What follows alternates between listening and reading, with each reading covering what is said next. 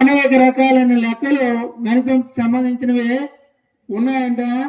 అవి ఆయన చూస్తూ కొన్ని ఆయనకు కూడా అర్థం కాని ఉన్నాయంట. అలాంటి వాటిని ఆయన ప్రజెంట్ చేయడం జరిగింది ఆయన లెటర్లో.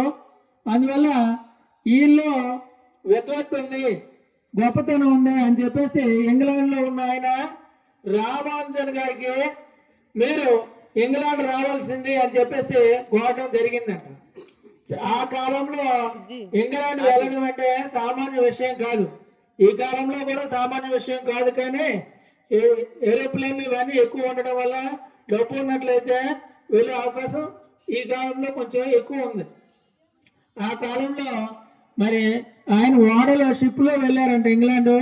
వెళ్ళి ఆయన యొక్క ప్రతిభకు సంబంధించిన అనేకమైన థియరీల్ని ఆయన మరి ప్రచురింప చేశారు.